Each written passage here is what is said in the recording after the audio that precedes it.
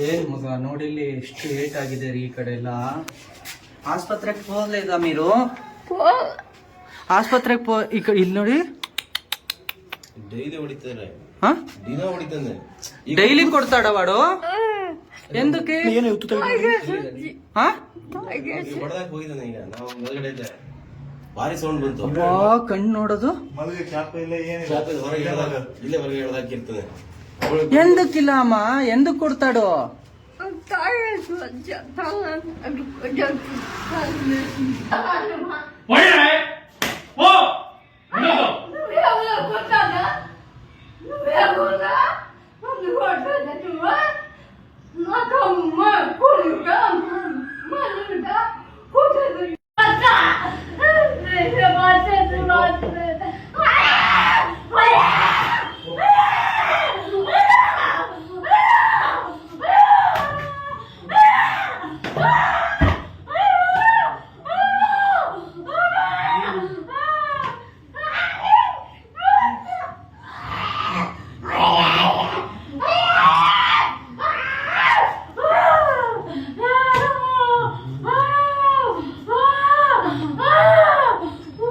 ನೀರತ್ನಮ್ಮ ಬೆಳಿಗ್ಗೆ ಏನು ಕುಡ್ದೆ?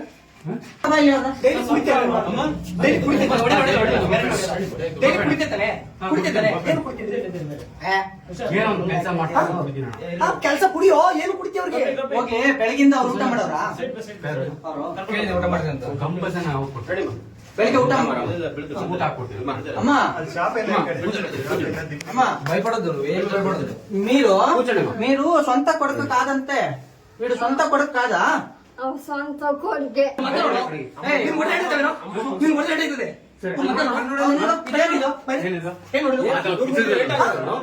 ಬೆಳಗ್ಗೆ ಹೊಡೆದಿರೋದು ಈಗ ಬಿಟ್ಟಿರೋದು ನಿಜ ಹೇಳೋದು ಈಗ ಬಿಟ್ಟಿರಿ. ಅದನ್ನೇ ಕಣ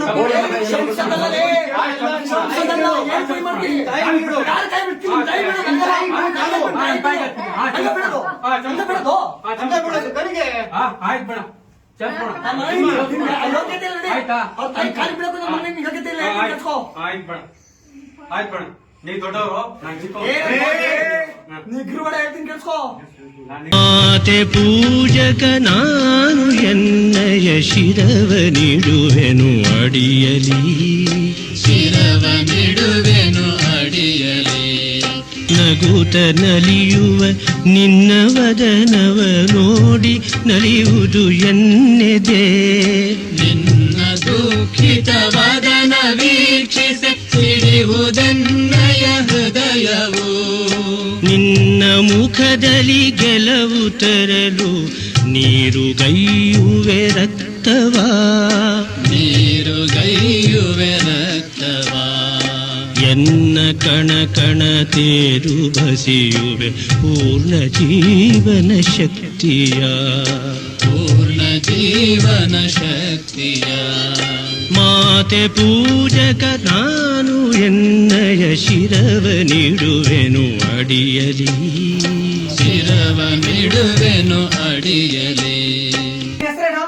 ನಿನ್ನ ಹೆಸರೇನು? ಏನಕ್ಕೆ ಹೊಡೆದೆ ಬೆಳಿಗ್ಗೆ? ಬೆಳಿಗ್ಗೆ ನಾನು ಹೊಡೆದಿಲ್ಲ ಅಣ್ಣ, ಟಚ್ ಮಾಡಿಲ್ಲ. ಬೆಳಿಗ್ಗೆ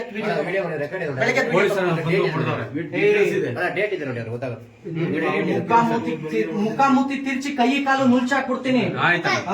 ಏನ್ ಅನ್ಕೊಂಡಿದ್ಯಾ ನೀನ್ ನನ್ನ? ಏನ್ ಅನ್ಕೊಂಡಿದ್ಯಾ ನೀನು ನನ್ನ? ಏನೋ ಅನ್ಕೊಂಡಿದ್ಯಾ ನೀನು ನನ್ನ? ಬೆಳಿಗ್ಗೆ ಹೊಡೆದಿಲ್ಲ ಅಂತ ಹೇಳ್ತದೆ, ಬೆಳಿಗ್ಗೆ ಹೊಡಿದ ಇಲ್ಲ ಕಣ್ಣಂಗಾಗುತ್ತೇನಾ? ಅವ್ರು ಬಿದ್ದಿರೋದಣ್ಣ, ನೀವು ಬೇರೆ. ನೀವು ಬಿದ್ದಿರೋದು ಇದು ಯಾವಾಗ್ಲೂ ವಿಡಿಯೋ ಇದು? ಟೈಮು ಡೀಟೇಲ್ಸ್ ಬೇಕೇನಾ? ನಿಮಿಷ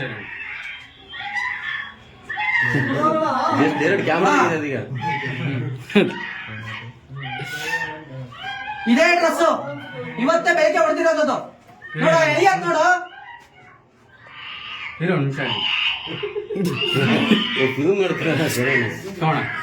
ಏನು ಕೊಡ್ದು? ಏನು ಕೊಡ್ದೆ? ಎತ್ತ ತಾಯಿಗೆ ಏನು ಕೊಡ್ದೆ? ನನಗೆ ರೀಸನ್ ಹೇಳ ಅಷ್ಟೇ.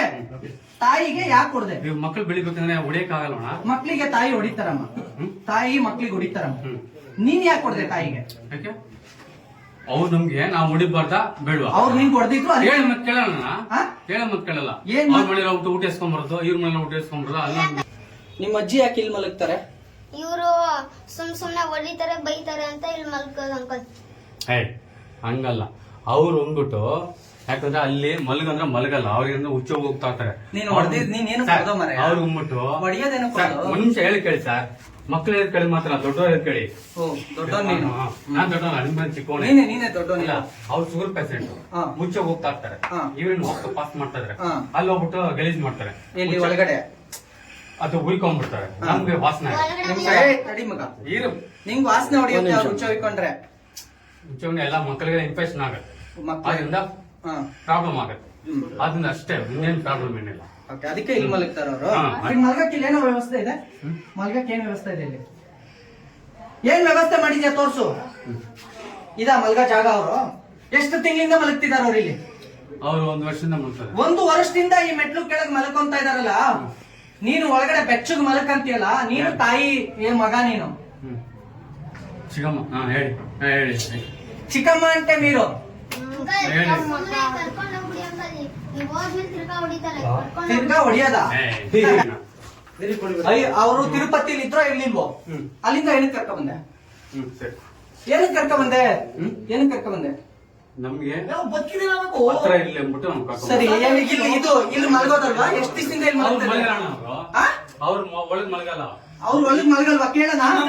ನಿನ್ ಮಗ ಏನ ಬರ ಏನ್ ಮಾಡ್ತಾರ? ಅವ್ರು ಹಾಕಿರೋದ ಹೊರಗಡೆ, ಅವರೇ ಬಂದು ಹೊರಗಡೆ ಮಗಿರೋದ?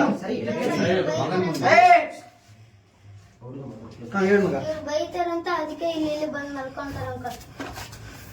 ಕೇಳಿಸ್ತಾರ? ಇಲ್ಲ, ಅದನ್ನ ಬೈತಾರೆ ಇಲ್ಲ. ಹಾ? ಬೈತಾರ ಹೊಡಿತಾರ?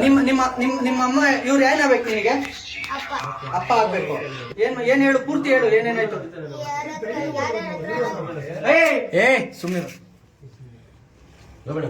ಯಾರ ಹತ್ರ ಮಲ್ಸ್ಕೊಂಡ್ ಬಂದಿದ್ಯಾ ಆತರ ಎಲ್ಲ ಕೆಟ್ಟ ಮಾತೆಲ್ಲ ಹೇಳ್ತಾರ ಅಂಕಲ್. ನಮ್ಮಮ್ಮ ಅದಕ್ಕೆ ನಮ್ಮಮ್ಮನ ಮನೇಲಿ ಹೋಗಿರ್ತಾರ ಅಂಕಲ್. ಏನ್ ಹೇಳ್ತಾರೆ? ಹೇಳಿ ಹೇಳಿ ಏನು ಎದುರ್ಬೇಡ ಪುಟ್ಟ, ನೀನ್ ಹೇಳು. ಬಾಡಿಗೆ ಕಟ್ರೆ ಯಾರ ಹತ್ರ ಮಲ್ಸ್ಕೊಂಡ್ ಕಟ್ಟಿದ್ಯಾ ಅಂತಾರ ಅಂಕಲ್. ನಮ್ಮ ಮುಂದೆ ಆತರ ಎಲ್ಲ ಬೈತಾರ ಅಂಕಲ್. ಯಾರಿಗೆ? ನಮ್ಮಮ್ಮನ್ಗೆ. ನಿನ್ನಮ್ಮಂಗ? ನಿಮ್ಮ ಅಮ್ಮಂಗೂ ಬೈತಾರ? ಅವ್ರು ಬಾಡಿಗೆ ಕಟ್ಟಂಗಿಲ್ಲ? ಇಲ್ಲ ಅಂಕಲ್, ಇವ್ರು ಕಟ್ಟಲ್ಲ, ಅವ್ರು ಕಟ್ಟಕ್ ಬಿಡಲ್ಲ. ಹಾ. ಇಲ್ಲಾಂದ್ರೆ ಹಾಕೊಂಡ್ ಹೊಡಿಯೋದು. ಏನು ಇವತ್ ಯಾರು ಮೂಸ್ ನೋಡಿಲ್ವಾ ಅಂತ ಬೇಕಂತಾನೆ ಏನೆಲ್ಲ ಹಾಕೊಡೋದು ಅಂಕಲ್. ಹಾ. ಹೇಳಿ ಹೇಳು. ಹೇಳ. ಬೆಳಗಿಂದ ಏನು ತಿಂದಿಲ್ಲ, ಯಾಕೆ ಕೊಟ್ಟಿಲ್ಲ ಊಟ? ಊಟ ಯಾಕೆ ಕೊಟ್ಟಿಲ್ಲ? ಊಟ ಯಾಕೋ ಕೊಟ್ಟಿಲ್ಲ ಬೆಳಗಿಂದ? ಊಟ ಕೂಡ ತಿನ್ನಲ್ಲ ನಾವು. ಬೇಡ ಬೇಡ. ಇಂಥ ಜನ್ಮ ಯಾಕೋ ಬಾಳ್ತೀರಾ? ಯಾಕೆ ಇಂಥ ಜನ್ಮ ಬಾಳ್ತೀರಾ? ಊಟ ಕೊಟ್ರೆ ತಿನ್ನಲ್ಲ ಅಂತಾರ ಅವ್ರು. ಬೆಳಿಗ್ಗೆ ಹೊಡೆದಿರೋದು ಅಲ್ಲೂ ನೋವಾಗಿ ಊಟ ಮಾಡಲ್ಲ ಅಂತ ಹೇಳ್ತಾರೆ, ಅಲ್ಲೂ ನೋವಾಗಿ. ಅದೇ ಹೇಳ್ತಾರೆ, ನೀವು ವಿಡಿಯೋ ತೋರಿಸ್ತೀನಿ. ಇದು ಹೊಡೆದ ತಡಿ ಒಂದ್ ನಿಮಿಷ. ಇದು ಹೊಡೆದಿದ್ದ ಸುಮ್ನೆ ಹೊಡೆದಿದ್ದಲ್ವ? ಇದು ಈಗ ನಾನು ಹಿಂಗ್ ಹೊಡೆದಿದ್ದಲ್ವೋ? ಈಗ ಮಾಡ್ತಲ್ಲ, ಇದು ಹೊಡೆದಂಗ ಅಲ್ವಾ? ಈಗ ನಾನು ನಿಂಗೆ ಹಿಂಗ್ ಕೈ ಮಾಡಿದ್ದು ಹೊಡೆದಂಗ ಅಲ್ವೋ? ಹಾ?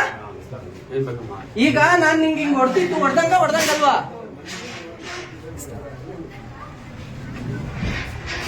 ಹೊಡೆದಂಗ ಅಲ್ವಾ ಇದು? ಹಾ? ಬೆಳಗಿಂದ ಊಟ ಯಾಕೆ ಕೊಟ್ಟಿಲ್ಲ? ಬೆಳಗಿಂದ ತಾಯಿಗೆ ಊಟ ಯಾಕೆ ಕೊಟ್ಟಿಲ್ಲ ಅಂತ ಕೇಳಿದೆ. ಏನು ಕೊಟ್ಟಿಲ್ಲ? ಯಾಕೆ ಕೊಟ್ಟಿಲ್ಲ? ಯಾರು ಕೊಡ್ತಿದ್ಯಾ ಅಷ್ಟು ನೋವಾಗವಂಗೆ? ಏನು ಕೊಡ್ದೆ? ಏನು ಕೊಡ್ದು? ಮಕ್ಕಳು ತಪ್ಪು ಮಾಡ್ತಾ ಹೊಡಿಯಪ್ಪ ಅಲ್ವಾ? ಮಕ್ಕಳು ತಪ್ಪು ಮಾಡಿದ್ರೆ ತಾಯಿ ಹೊಡಿತಾರೆ. ನೀನ್ ಯಾಕೆ ತಾಯಿ ಕೊಡ್ದೆ? ತಾಯಿಗೆ ಏನು ಕೊಡ್ದೆ ಅಂತ ಕೇಳಿದೆ ನಾನು. ಸರಿ, ಆಯ್ತು ಮೇಡಮ್, ತಪ್ಪಾಯ್ತು ಮೇಡಮ್. ತಪ್ಪಾಯ್ತು ಅಲ್ಲ, ಒಂದು ವರ್ಷದಿಂದ ತಾಯಿ ಹೊರಗಡೆ ಮಲಗ್ತಿದ್ದಾರೆ, ಇದ್ರ ಕೆಳಗೆ ಮಲಗ್ತಿದ್ದಾರೆ. ಒಂದು ವರ್ಷದಿಂದ. ಏನಕ್ಕೆ 1 ವರ್ಷದಿಂದ ಆಚೆಗೆ ಹಾಕಿದ್ಯಾ ಮೇಡಮ್? 1 ವರ್ಷದಿಂದ ಇಲ್ಲಿ ನೋಡಿ, ಈ ಕಡೆ ಬಾ ಸೈಡಿಗೆ ನೋಡಿ ಮೇಡಮ್. 1 ವರ್ಷದಿಂದ ಇದ್ರ ಮೇಲೆ ಮಲಗ್ತಾರೆ ಮೇಡಮ್. 1 ವರ್ಷದಿಂದ? ಹಾ, 1 ವರ್ಷದಿಂದ. తాయి ನೋಡಿ,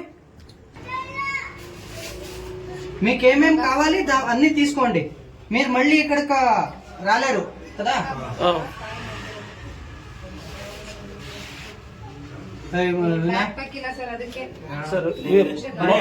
ಇದು ಬಟ್ಟೆ ಇದೆಲ್ಲ ಇಷ್ಟನಾ? ఏం లేదు కదా ఇక్కడ? ఇది బట్టలు అంతే కదా? ಹಿಂಗೊಂಡೆ ಬಟ್ಲು ಅಂತೇನಾ? ಒಂದೊಳ್ಳೆ ಬ್ಯಾಗ್ ತಗೋಬರ್ಬೇಕು. ಒಂದೊಳ್ಳೆ ಬ್ಯಾಗ್ ತಗೊಳ, ಒಳಗಡೆ ಇದ್ರೆ ಅವ್ನ ಬಟ್ಟೆ ಎಲ್ಲ ತೆಗ್ದು ಬಿಸಾಕಿ. ಲೆಟ್ರು. ನಾನು ಇನ್ನು 57 ಹತ್ತತ್ರ ಕರೆಕ್ಟಾಗಿ ಗೊತ್ತಿಲ್ಲ. 57. ಈಗ ಯಾರು ಕರ್ಕೊಂಡು ಹೋಗ್ತಾರೆ ಇವ್ರ ಜೊತೆ? ಆಸ್ಪತ್ರೆಗೆ ನಾವೇ ಕರ್ಕೊಂಡು ಹೋಗ್ತೀವಿ. ಪೊಲೀಸರು ಆಂಬುಲೆನ್ಸ್ಗೆ 108ಗೆ ಬೇರೆ ಪೇಷಂಟ್ ಇದೆ ಅಂತ ಕಳಿಸ್ಲಾರ. ಇವ್ರು ಎಷ್ಟೊತ್ತು ಹುಷಾರು ಹೋಗ್ಕೊಂಡ್ರಲ್ಲ ಅವರು. ಏನು ಹೆಸರು? 10 ನಿಮಿಷ ಬೇಕು ಅಂತ ಇದೆ. 10 ನಿಮಿಷ ಬೇಕು ಅಂತ ಇದೆ. ನೋಡು, ಕರೆಕ್ಟಾಗಿ ಇನ್ನೊಂದ್ಸಲ ಚೆಕ್ ಮಾಡ್ಕೊ. ಓಕೆ. ನೀವು ಭಯಪಡ್ಬೇಡಿ, ಏನಿದ್ರು ಏನಿಲ್ಲ ಇವ್ರು ಅದಕ್ಕೆ ಸತ್ಯ ನೀನು ಹೇಳೋದಿಲ್ಲ. ಬನ್ನಿ ಹೊರಗಡೆ. ಏನು ಕೊಡ್ದಕ್ಕೆ ಬಿಡಿ, ಅಲ್ಲಿ ಬನ್ನಿ.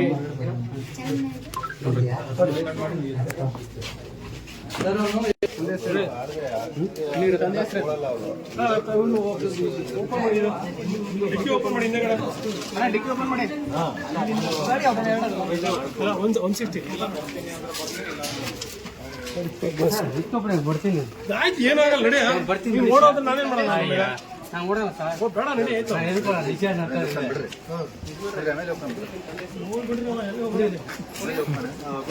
ಓಡಿ ಬಿಡ್ರಿ ನೀವು.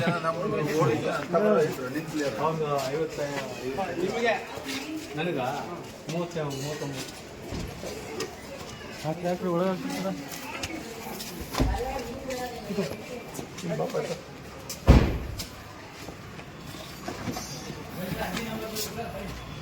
ಕಂಪ್ಲೇಂಟ್ ಪಾರ್ಟಿ ಯಾರು ಬರೋರು? ಪುನೀತ್.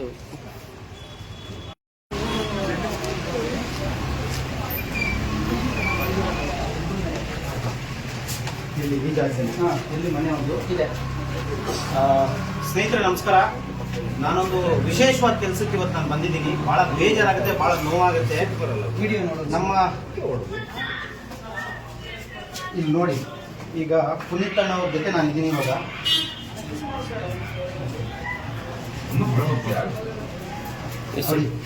ಎತ್ತು ತಾಯಿನ ಒಂದು ನಾಯಿಗೆ ಹೊಡೆಯೋ ರೀತಿಯಲ್ಲಿ ಹೊಡಿತಾ ಇದ್ದಾರೆ. ಬಹಳ ನೋವಾಗುತ್ತೆ ನಿಜವಾಗ್ಲೂ. ಮಕ್ಕಳು ಕ್ರೂರಿಗಳಾಗ್ತಾ ಇದಾರೆ. ಅದು ನೋಡಿ, ಇಂಥ ಜಾಗದಲ್ಲಿ ಮಲಗ್ತಾ ಇದ್ರಂತೆ. ನನಗೆ ಸಂಪೂರ್ಣವಾದಂತ ಮಾಹಿತಿ ಗೊತ್ತಿಲ್ಲ. ಜಸ್ಟ್ ಅಣ್ಣ ಫೋನ್ ಮಾಡಿದ ತಕ್ಷಣ ನಾನು ಬಂದಿದ್ದೀನಿ. ಅವ್ರ ಮಗ ಎಲ್ಲಿದ್ದಾರೆ? ಮಗ ಸ್ಟೇಷನ್ ಮಗಳಿದ್ದಾರೆ ನೋಡಿ. ಅವ್ರ ಮಗಳು ಅಂದ್ರೆ ಮೊಮ್ಮಗಳು ಆಗ್ತಾಳೆ. ಅಜ್ಜಿ ಇಲ್ಲಿ ಮಲಗ್ತಾ ಇದ್ದಿದ್ದು. ಅವನನ್ನ ಸ್ಟೇಷನ್ಗೆ ಕೊಟ್ಟಿದ್ದೀವಿ. ಸರಿ. ಅಜ್ಜಿನ ಈಗ ನೀವೇ ಇನ್ಯಾರೇ ಇಲ್ಲ. ನಮಗೆ ತಕ್ಷಣಕ್ಕೆ ನೆನಪು ಬರೋದು ಯಾರು ಅಂದ್ರೆ ಯೋಗಿ. ಈಗ ಅಲ್ಲ, 6 ವರ್ಷದಿಂದ ನಾವು ನಿಮ್ಮನ್ನು ಬಲ್ಲವು.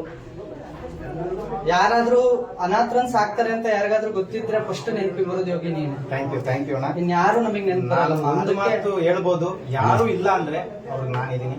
ಮಗನಾಗಿ, ಬಂಧುವಾಗಿ, ಬಳಗಾಗಿ. ಸೊ ಖಂಡಿತವಾಗ್ಲೂ ಉಸಿರಿರೋವರೆಗೂ ನಾನು ನೋಡ್ಕೊಳ್ತೀನಿ. ಆಮೇಲೆ ಇವ್ರ ಹೆಸರು ಬಂದು ವಿನಯ್ ಅಂತ ಇದೆ. ಇವರು ಅಜ್ಜಿ ಇಲ್ಲಿ ಇದ್ ಮಾಡ್ಕೊಂಡಿರ್ತಾರೆ. ಈಗ ಇವ್ರದ್ದು ಕ್ಯಾಟ್ರಿಂಗ್ ಇದೆ ಅಮ್ಮ. ಯಾವ ಒಂದು ಇದನ್ನ ಕೊಟ್ರೆ ಖಂಡಿತ ಇವಾಗ ಅಪ್ಡೇಷನ್ ನೋಡ್ಬೋದಣ್ಣ ಎಲ್ಲಿದ್ದಾರೆ. ಜಾಸ್ತಿ ಊಟ ಮಾಡಕ್ ಆಗ್ತಿರ್ಲಿಲ್ಲ.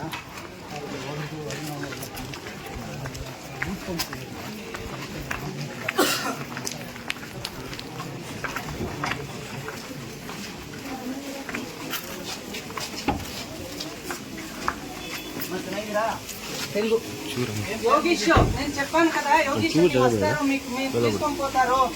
చాలా బాగా చూసుకుంటారు అని. యోగీష్ బాగుండారా? ఏమైంది ఇదంతా?